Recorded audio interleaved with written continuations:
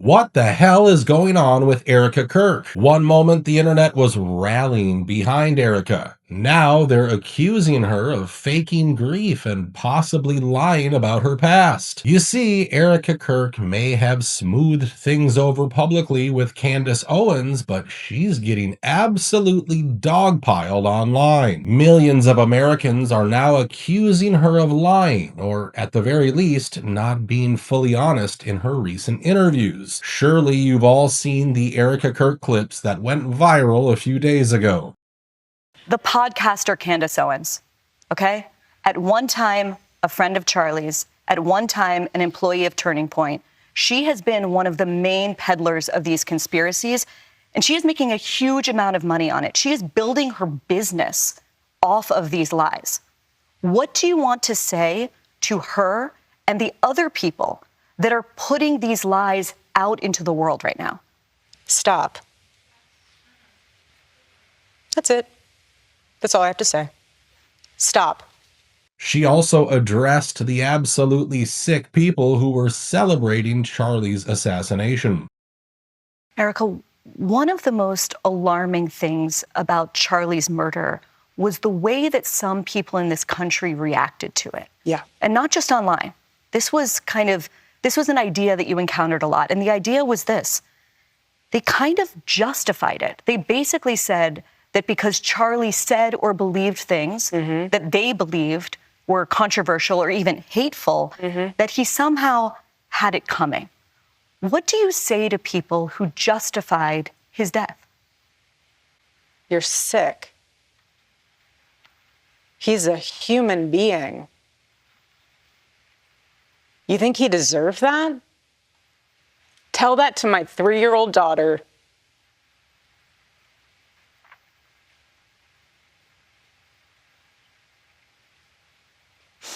Excuse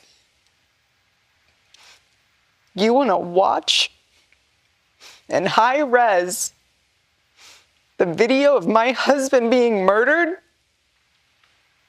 and laugh and say he deserves it? There's something very sick in your soul, and I pray that God saves you. I pray, because that is what is so wrong.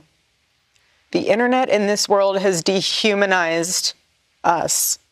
Now, what she said there is not wrong by any means, but when I posted this clip on different platforms, thousands of people replied saying the same thing. Her reaction just didn't feel real. And that criticism didn't come out of nowhere. These people pointed out how she was acting very differently right after the assassination. We have unused material from speeches that he's had that no one has heard yet.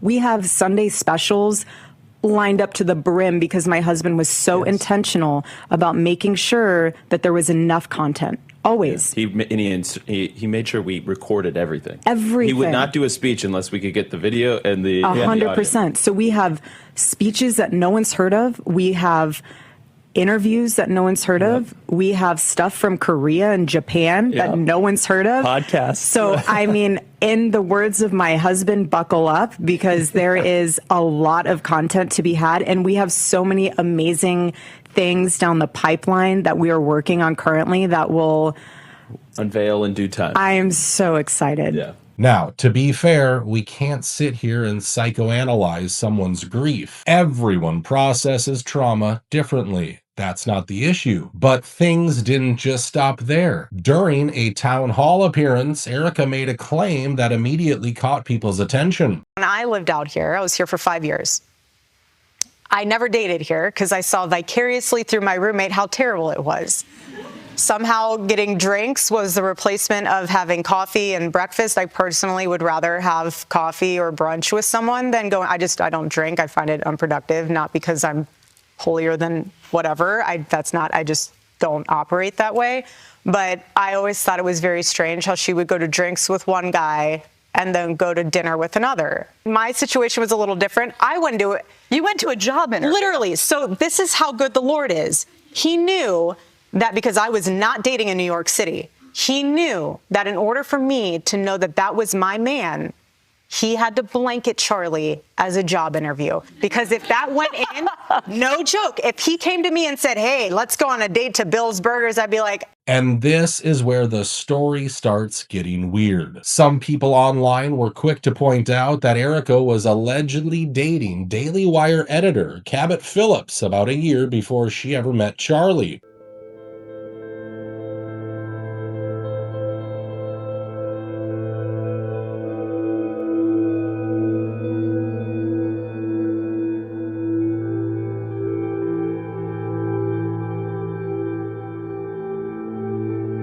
What's interesting is that photos of the two of them together have since been deleted from X. But what wasn't deleted were replies and interactions under those posts.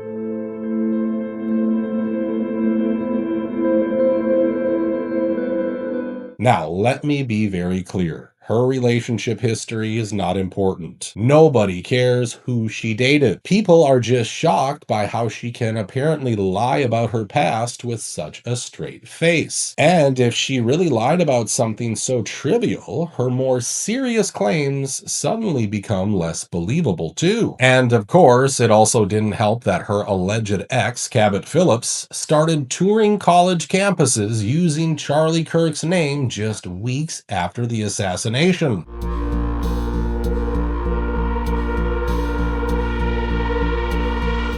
maybe there's a perfectly innocent explanation for all of this. Maybe it's just a failure of her PR team who told her to lie. But when timelines don't line up, when photos quietly disappear, and when stories start shifting, people are going to ask questions, especially in a case that keeps getting stranger by the day.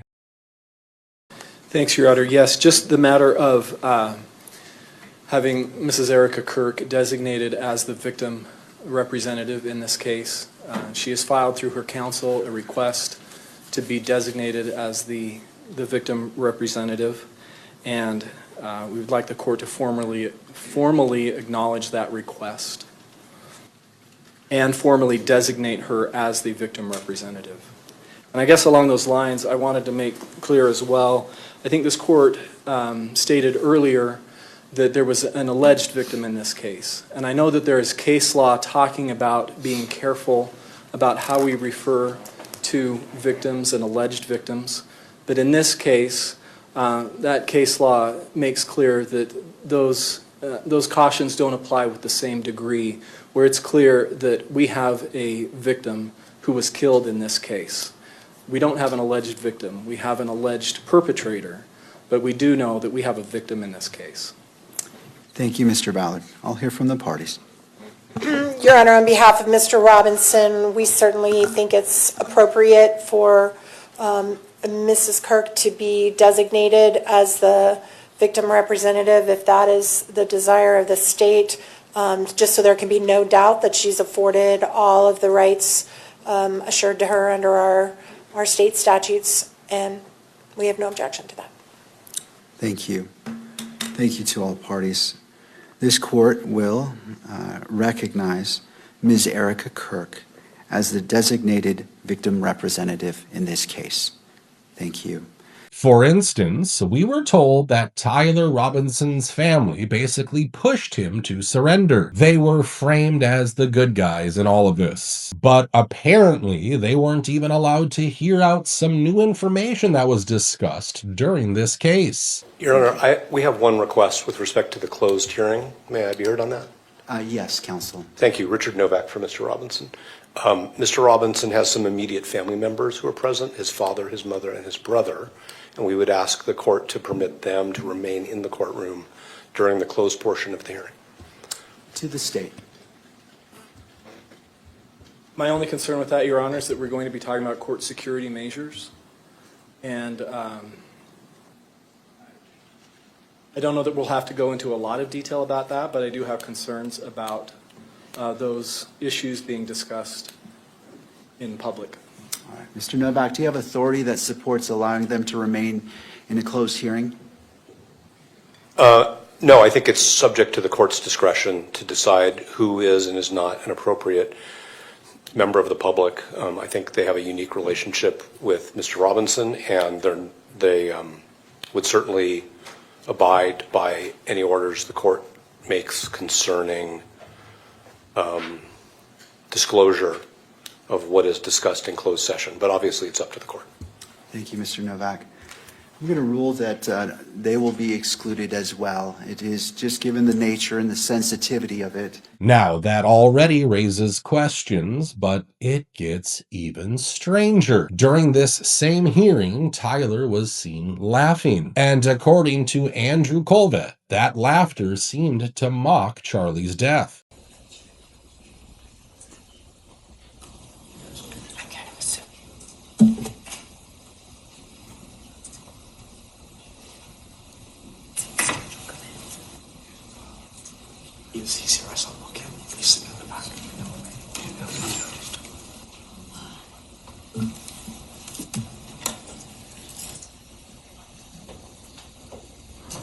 Now, I am not a lip reader. I can't confirm exactly what was said or what that reaction meant. But if any of you are good at lip reading or noticed something I missed, let me know about it in the comments. In the meantime, we've got to talk about the fog that's slowly engulfing California. Very foggy. The Thule fog isn't really all that out of the ordinary for us in winter, but this year it went on overdrive.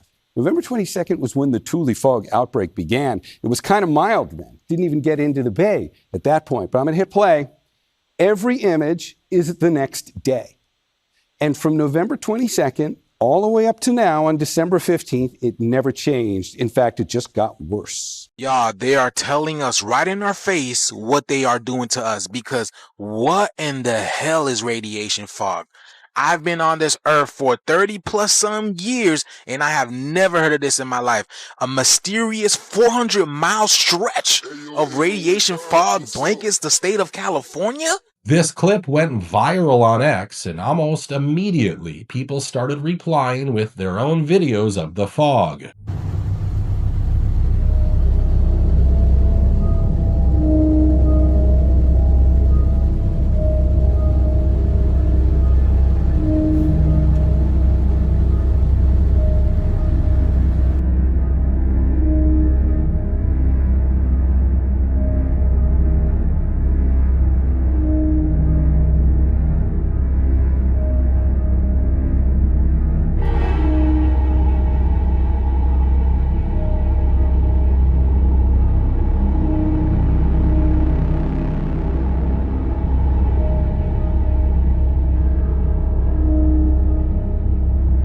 Breaking news, a thick layer of radiation fog is covering Central California, leaving more than 13 million people stranded. The phenomenon called radiation fog is unrelated to nuclear radiation, but it creates an equally dangerous situation. And that's where things got unsettling. A lot of people said the fog wasn't normal. They claimed it was leaving residue on their cars, and in some places they said it smelled really nasty. But when they say they're sitting in this fog, and I've just been driving regularly, what is this right here? There's something in the fog that I can't explain, but I ain't drove to nothing but fog. And look at this. Check y'all. Crazy. Look, it's on that, but not on my windshield. What's going on? Now, of course, it didn't take long before people started asking the obvious question. Is this some kind of experiment? Now, you can dismiss these claims if you want. That's fine, but let's be clear. Most people have no idea what kinds of experiments the U.S. government has actually carried out on its own citizens in the past. The fog drifted through the streets like a ghost. That's exactly what it looked like, a thick fog. It was summertime and it was hot. We would just run through it as fast as we could and try to just cool ourselves off. It stuck to you. The spray was so foul as far as the odor. It made some of us have headaches, nausea, dizziness. In the 1950s and 60s, in secret, the U.S. Army sprayed zinc cadmium sulfide into the air of a St. Louis housing project, a largely black neighborhood called Pruitt-Igoe. It was a lose-lose situation for us in Pruitt-Igoe. We were subjects. They didn't ask for our permission. So it won't shock me if this fog was just another experiment. And whether this fog is harmless or not, it may be wise to stay out of it as much as possible. Because when something looks strange, smells strange, and leaves stuff behind, you can never really be too careful. Now, moving on from the fog, I want to end this video with something just as concerning, but way bigger. Artificial intelligence. While potential 2028 candidates like J.D. Vance are openly working with AI companies, Ron DeSantis is likely going to run a campaign against this technology. And, a hyperscale data center is using enough power that'd be the equivalent of a city of 500,000 people. And in some of the bigger ones, maybe even more than that. You also have a lot of water consumption. You have a big geographic footprint, which has environmental concerns. And so you have all these things. And, our point of view is, you should not have to pay one dime more in utility costs, water, power, any of this stuff, because of this. These are some of the most wealthy companies in the history of humanity.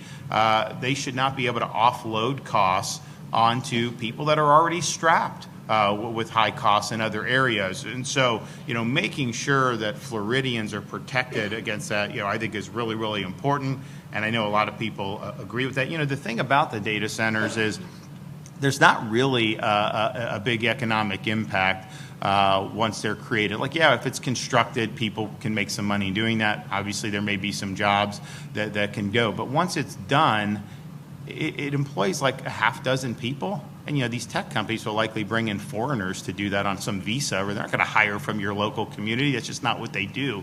So, from that, I think a lot of these communities are not supporting the construction in their area when they go before these boards now, because they're thinking like, okay, it's sucking a lot of resources, but is this really something that we need in our communities? It's something that's going to benefit the community. And by and large, this is across party lines. I think people are saying no dice on that. And honestly, he's not wrong. So far, ordinary Americans haven't seen any real benefits from AI. No relief, no stability, no improvement to daily life. And yet, billions upon billions of taxpayer dollars are being funneled into AI infrastructure. But instead of promising universally great returns, these AI CEOs keep warning us about the dangers of their own technology. For a while there, I was really getting demotivated and losing sleep over the threat of AI danger.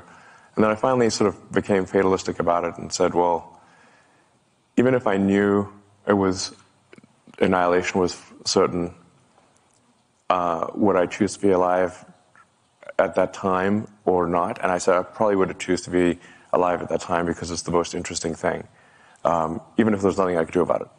So then basically a fatalistic resignation helped me sleep at night, because I was having trouble sleeping at night because of AI danger. So the question is, if AI is likely going to ruin us, why are we spending billions on it in the first place? Why do we have to be the first in a race that has no winners? Share your answers in the comments below. Europe, they banned this in 2022. Not because it's dangerous, because it works too damn well. Big Pharma is developing a $3,000 version of this, so they're trying to ban the cheaper version. Classic move. A Harvard clinical trial found that 1,000 milligrams of NMN daily safely increased NAD+ levels by up to 2x. Researchers also observed reductions in fat mass, cholesterol, and blood pressure, confirming NMN's potential to reverse key markers of metabolic aging. Here's Professor David Sinclair from the Center for the Biology of Aging at Harvard Medical School talking about it. Of the people that I know that look freakishly and unusually young for their age, that I have met in, say, the last 36 months, I cannot get over how many of them have told me that I'm on NAD and I'm on metformin. And I'm talking about everywhere from a gym to a golf course to a business meeting. And I'm talking about visually, shockingly looking young people. Mainly people in their 50s that look like they could be in their 30s or early 40s to me. So when you say NAD, do you believe in the IV therapy? Do you believe in the stuff you can inject with subcutaneously? Or are you speaking specifically about this precursor that you were referencing? Well, what I believe doesn't so much matter, but the scientific evidence points to taking a supplement every day, a gram of NMN, which is this precursor, stands for nicotinamide mononucleotide for the aficionados. Just swallowing one of those, or 1,000 milligrams, is enough to double your NAD. That's not from a TikTok guru. That's straight from Harvard Medical School. That one dude who's not to be mentioned, the famous biohacker you see everywhere, he showed he reversed his biological age from 58 to 31. This Piranha Man move? Yeah, it's his patented trick. Do you think they want you to have this for under $70 when it works so damn well? I think not. Europeans have been smuggling this like contraband. One capsule a day, your NAD explodes by 100%. Your cells literally think they're 25 again. All those rich tech billionaires, the ones I probably shouldn't mention, they're all taking this. Do you think they're going to age like us? Hell no. Just in case, you might want to stock up. Black Forest NMN is the GOAT of NAD boosters. Made in the USA, GMP certified, and manufactured in an FDA-regulated facility. Sure, there are a lot of NAD products out there, but ask yourself this. Why is NMN the only one the FDA is trying to turn into a drug? Why are they spending millions of dollars to do it? Because it's the best. It works better than the rest, and that's exactly why Big Pharma wants to control it. The FDA can't ban this here because A, First Amendment, and 2, it's a supplement. Believe me, they tried. But a judge shut them down and said, hey, that's unconstitutional. So yeah, you might want to stock up now, because when Big Pharma finally figures out how to patent this, it's game over. Black Forest just launched their Christmas deal of the year, and it's insane. 40% off their best-selling NMN product, available for 48 hours only. This ends in 48 hours, and when it's over, it's gone for good. You know what speaks louder than our voices? Our wallets. Support the cause by supporting your health and longevity.